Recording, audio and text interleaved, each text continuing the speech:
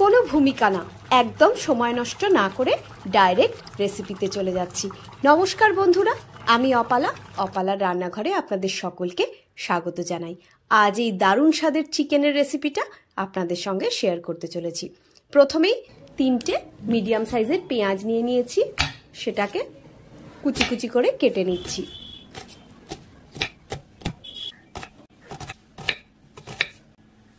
পেঁয়াজগুলো আমার কেটে নেওয়া হয়ে গিয়েছে। এবার পেঁয়াজগুলোকে এইভাবে একটু ছাড়িয়ে নিচ্ছি। কয়েকটা রসুন নিয়ে নিয়েছি। এবার রসুনগুলোকে আমি প্রথমে একটু থেতো করে নিচ্ছি।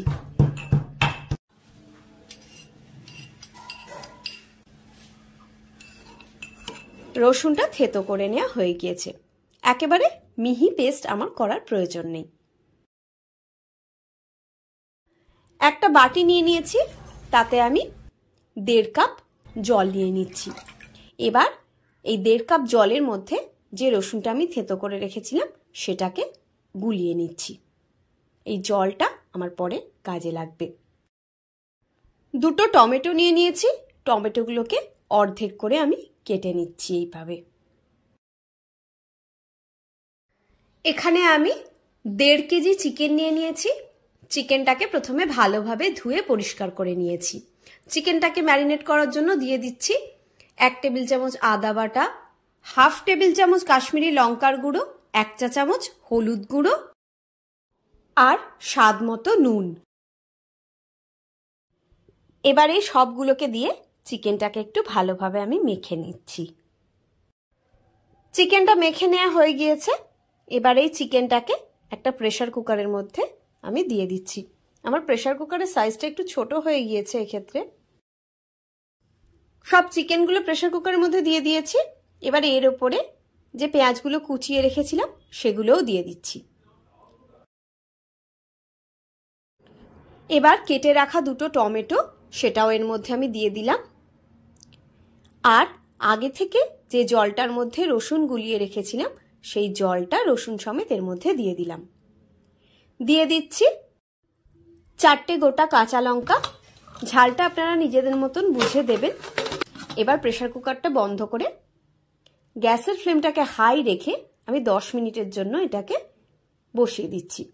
10 মিনিটের মধ্যে আমার একটা সিটিও পড়ে গিয়েছিল। প্রেসারটা রিলিজ হওয়ার পর চিকেনটাকে একটা কড়াইয়ের মধ্যে ঢেলে নিচ্ছি। আমি একটা লোহার কড়াই ইউজ করেছি। লোহার কড়াইতে রান্না করলে স্বাদটা কিন্তু অনেক গুণ বেড়ে যায়। এখনো পর্যন্ত কিন্তু আমার চিকেনে কোনো তেল পড়েনি। চিকেনটাকে এবার হাই ফ্লেমে আমি ফুটিয়ে জলটা শুকিয়ে নিচ্ছি। দিয়ে দিচ্ছি 3টে শুকনো লঙ্কা, সঙ্গে আরও 3টে কাঁচা লঙ্কা। এখানে কিন্তু আমি কাঁচা লঙ্কাটাকে চিড়ে দিয়েছি। কয়েকটা আদা কুচি নিয়ে নিয়েছি, সেটাও এর মধ্যে এখন আমি দিয়ে দিলাম। এবার দিয়ে দিচ্ছি একটু ভাজা মশলার গুঁড়ো। এই ভাজা মশলার গুঁড়োতে আমার রয়েছে জিরে, ধনে আর শুকনো লঙ্কা। দিয়ে দিচ্ছি 1 চা চামচ কাশ্মীরি লঙ্কার গুঁড়ো। এবার সবগুলোকে ভালোভাবে একটু মিশিয়ে নিচ্ছি। চিকেনটা কিন্তু ফুটে ফুটে জলটা দেখুন অনেকটা কমে এসছে। ভিডিওটা সম্পূর্ণ দেখার পর রেসিপিটা ভালো লাগলে একটা লাইক দিয়ে চ্যানেলটা সাবস্ক্রাইব করার অনুরোধ রইল। চিকেনের ঝোলটা প্রায় 60% মতো রিডিউসড হয়ে যাওয়ার পর আমি এখানে 3 টেবিল চামচ মতন ঘি দিয়ে দিলাম। এবার ঘিয়ের সঙ্গে চিকেনটা ফুটতে থাকছে। দিয়ে দিচ্ছি এখানে 1/2 চা চামচ গরম মশলার গুঁড়ো। রান্না কিন্তু আমার হয়ে গিয়েছে। এইটুকু ঝোল আমি রাখলাম। গ্যাসের ফ্লেম বন্ধ করে দিলাম। সবাই ভালো থাকবেন, সুস্থ থাকবেন। আজ এই পর্যন্তই। টাটা।